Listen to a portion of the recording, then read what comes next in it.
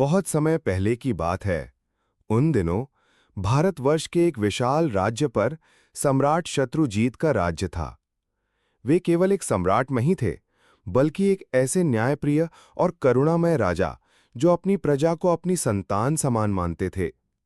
उनके राज्य की विशेषता ये थी कि वहां ना कोई भूखा सोता था, ना कोई अन्याय का शिकार होता और ना ही कोई अनाथ असहाय रह जाता।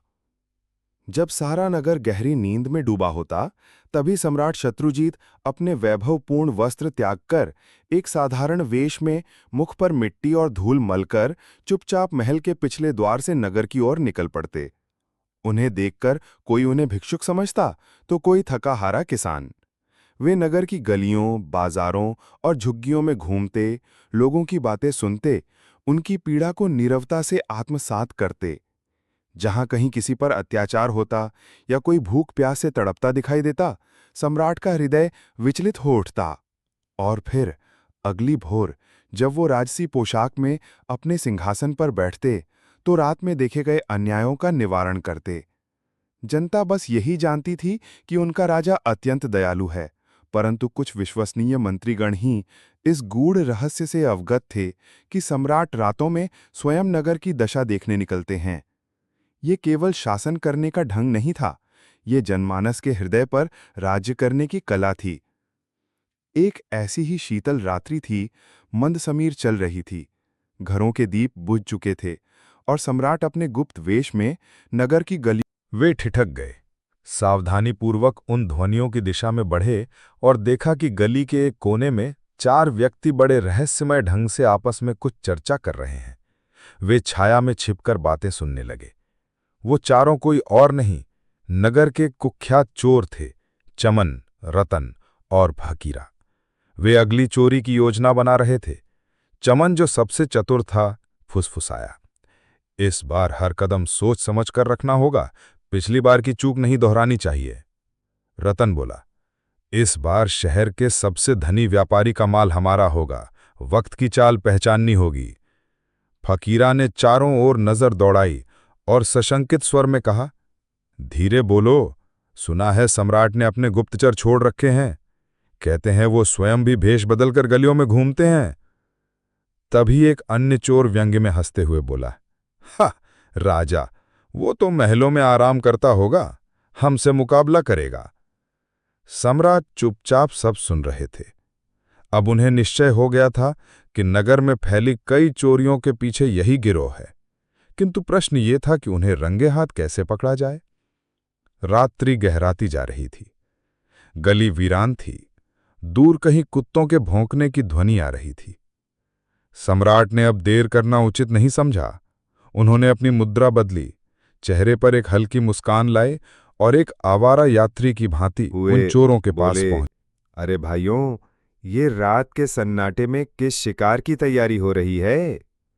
अचानक अंधेरे में किसी अनजान की आवाज सुनकर चोर चौंक उठे, किंतु जब उन्होंने देखा कि वो एक थका हारा, मैले कपड़ों वाला सामान्य व्यक्ति है, तो उनका संदेह कुछ कम हुआ। रतन ने आंखें सिकोड़ते हुए कहा, तू कौन है बे, और क्या लेना देना है तुझसे? सम्राट हंसते हुए बोले, भाइयों, मैं भी तो तुम्हारी ही बिरादरी का हूं। कौन कहता है कि केवल तुम ही उस्ताद हो इस नगर में? मैंने भी बहुत बड़े हाथ मारे हैं, बस किस्मत जरा रूठी हुई है, नहीं तो इस वक्त किसी राजमहल में आराम कर रहा होता। फकीरा ने संदेह भरे स्वर में पूछा, अगर तू वाकई उस्ताद है तो कोई बड़ा कारनामा सुना? राजा ने गहरी सांस ली और गंभीरता से कहा, कारनामे बताऊंगा नहीं, दिखाऊंगा। कभी शाही खजाने पर भी हाथ साफ करने की सोची थी, पर दुर्भाग्य से पकड़ा गया। चमन ठहाका मारते हुए बोला, वाह, शाही खजाना, तू तो बड़ी ऊंची उड़ान भरता है। दूसरे चोर ने हंसते हुए कहा, इतना ही बड़ा उस्ताद है तो कोई सबूत दिखा। सम्राट मुस्कुराए और बोले, भाइयों, सबूत तो काम के बाद दिया जाता है। अगर आज की रात मुझे अपने साथ ले चलो तो मैं अपनी काबिलियत दिखा दूंगा। चारों एक दूसरे को देखने लगे। थोड़ी देर चुप्पी रही। फिर फकीरा ने मुस्कान के साथ सिर हिलाया और बोला, ठीक है, आज की रात तेरी परीक्षा होगी। अगर काबिल निकला तो हमारे साथ रहेगा। सम्राट ने गंभीर स्वर में कहा, तो समझो सौदा पक्का है, लेकिन जब हम साथ काम करेंगे तो एक दूसरे की कला जानना जरूरी है। बताओ, आखिर वो कौन सी खासियतें हैं जो तुम्हें इतना निडर बनाती हैं? चारों चोरों ने एक दूसरे की ओर देखा। सबसे पहले फकीरा आगे आया और बोला, मेरे भीतर एक दुर्लभ गुण है। मैं किसी भी स्थान पर खड़ा होकर केवल अपनी सूंघने की शक्ति से जान लेता हूं कि सोना, चांदी, हीरे, मोती या कोई अन्य बहुमूल्य खजाना कहाँ छिपा है। मेरे लिए खजाने की महक दूर से ही प्रकट हो। सम्राट ने प्रशंसा से कहा, वाह, ये तो बड़ा ही विलक्षण गुण है। तुम्हारी नाक तो राज्य के गुप्त भंडारों तक भी पहुंच सकती है। अब चमन आगे आया। उसके चेहरे पर आत्मविश्वास था। वो बोला, मैं पशु पक्षियों की भाषा समझता हूं। कुत्ते, बिल्ली, घोड़े जो कुछ भी कहें, उनके शब्द मेरे लिए स्पष्ट होते हैं। यदि किसी गली में कोई कुत्ता भौंके या कोई घोड़ा व्याकुल हो तो मैं जान जाता हूं कि वहां कुछ अनहोनी होने वाली है। सम्राट बोला, तुम तो प्रकृति की आवाजों को पढ़ लेते हो। ये गुण तो तुम्हें शत्रु से पहले ही सचेत कर सकता है। अब तीसरे चोर अंगा की बारी आई। उसने अपनी जेब से पतली सी तार निकाली और गर्व से बोला, मैं ताले तोड़ने में निपुण हूं। शाही कक्षों के सबसे कठिन ताले भी मेरी इस तार के आगे नतमस्तक हो जाते हैं। ताला चाहे जितना कठिन हो, मेरे हाथ में आते ही झुक जाता है। सम्राट मुस्कुराए, तो तुम्हारे हाथों में तो जादू है, ताले नहीं, मानो किस्मत की गिरहें खुलती हैं। अब सबसे अंतिम में रतन सामने आया। उसके चेहरे पर रहस्यमयी मुस्कान थी। उसने कहा, मेरा गुण सबसे निराला और सबसे खतरनाक है। यदि मैं किसी को अंधेरे में एक बार देख लूं तो फिर वो लाख छिप जाए, मैं उसे पहचान ही लूंगा। चाहे भीड़ में हो, नकाब में हो या दुश्मनों के झुंड में, मेरी नजर उसे पहचान लेती है। सम्राट विस्मय से बोले, तो अंधकार भी तुम्हें धोखा नहीं दे सकता। अब चारों ने अपनी अपनी कला बता दी। रतन मुस्कुराया और बोला, भाई, हमने तो अपने गुण बता दिए, अब तू बता, तेरे पास ऐसा क्या है? सम्राट तनिक गंभीर होकर बोले, मेरे भीतर एक अनोखा गुण है। यदि हम कभी संकट में पड़ें, पकड़े जाएं या फंस जाएं, तो केवल मेरी आंखों का एक इशारा सजा भी टाल सकता है और जान भी बचा सकता है। चारों चोर यह सुनकर चौंक गए। फकीरा बोला, क्या? आंखों के इशारे से सजा माफ हो सकती है? ये तो कोई चमत्कार है। सम्राट ने मन ही मन मुस्कुराते हुए कहा, छोटी मोटी चोरी से क्या लाभ? यदि जीवन भर चैन से जीना है तो एक ही बार इतना बड़ा हाथ मारो कि दोबारा जरूरत ही ना पड़े। और वो जगह है राजमहल का खजाना। ये सुनते ही चारों की आंखें लालच से चमक उठी। फकीरा बोला, वाह, ये हुई ना बात। अगर इस बार हम सफल हो गए तो जीवन भर ऐश करेंगे। सब नगर की गलियों से होते हुए महल की ओर बढ़ने लगे। जैसे ही महल के समीप पहुंचे, एक कुत्ता जोर जोर से भौंकने लगा। सभी चोर सतर्क हो गए। फकीरा ने चमन की ओर देखा। भाई, जरा सुनो तो, ये कुत्ता क्या कह रहा है? क्या कोई खतरा है? चमन ने ध्यान से कुत्ते की आवाज सुनी और उसका चेहरा पीला पड़ गया। वो बोला, यह कुत्ता कह रहा है कि हमारे साथ इस समय नगर का सम्राट चल रहा है। क्षण भर को सब चौंक गए। अंगा हंस पड़ा, अरे ये तो क्या बक रहा है? राजा भला इस अंधेरी गली में क्या कर रहा होगा? वो तो महलों में चैन की नींद सो रहा होगा। बाकी चोर भी हंस पड़े। लगता है इस बार तेरी कुत्ता भाषा बिगड़ गई है। सम्राट ने बात संभालते हुए कहा, मेरा तो मानना है ये कुत्ता भूखा है। भूख में जानवर भी अनाप शनाप बकने लगते हैं। चलो इन बातों को छोड़ो और काम पर ध्यान दो। सबने हामी भरी और आगे बढ़ चले। राजा के होठों पर एक गूढ़ मुस्कान थी। चांदनी रात की चुप्पी में वे महल के भीतर प्रवेश कर चुके थे। फकीरा ने भूमि की मिट्टी सूंघी और बोला, खजाना अब दूर नहीं, इसकी खुशबू मुझे पुकार रही है। वे एक गुप्त मार्ग से होते हुए उस स्थान पर पहुंचे जहां राज्य का खजाना छिपा था। उनके सामने था एक विशाल द्वार जिस पर भारी ताला जड़ा था।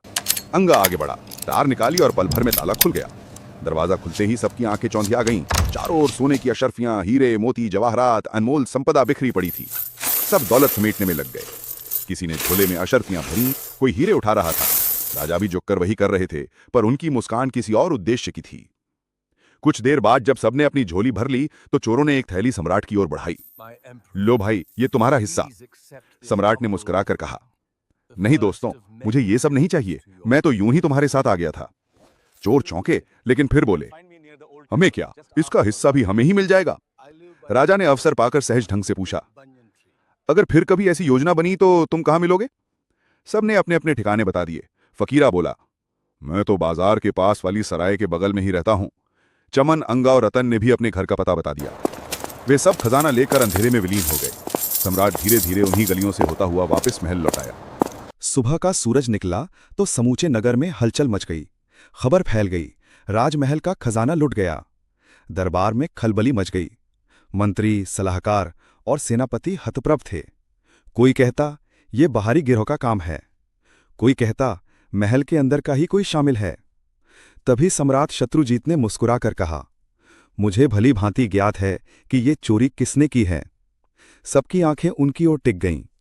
वे चार हैं, फकीरा, चमन, अंगा और रतन। सिपाहियों को आदेश मिला और थोड़ी ही देर में चारों चोर बंधे हुए दरबार में लाए गए। अब वे भयभीत खड़े थे, ये सोचते हुए कि सम्राट रतन की नज़र सम्राट पर पड़ी। उसका चेहरा स्याह पड़ गया। वो घबराकर बोला, ये तो वही है, वही पांचवा साथी, यही हमारे साथ खजाने तक आया था। तीनों ने पहले तो हंसी उड़ाई। पागल हो गया है तू, भला सम्राट चोरी करेगा? लेकिन रतन गंभीर स्वर में बोला, मैं अंधेरे में जिसे एक बार देख लूं उसे कभी नहीं भूलता, और मैं शपथ लेता हूं ये वही व्यक्ति है। दरबार स्तब्ध रह गया। सम्राट जोर से हंसे और बोले, सही पहचाना रतन। फिर उन्होंने सिपाहियों को इशारा किया और चोरों की रस्सियां खोल दी गईं। दरबारी चौंक गए। सम्राट ने पूरी रात की घटना सुनाई, कैसे वो उनके साथ गए, उनकी काबिलियत पहचानी और उनके ठिकाने जाने। आप चारों चोर सम्राट के चरणों में गिर पड़े। महाराज, हमें क्षमा कर दीजिए, हमें एक और अवसर दीजिए, हम अपने प्रायश्चित में पूरी निष्ठा से आपकी सेवा करेंगे।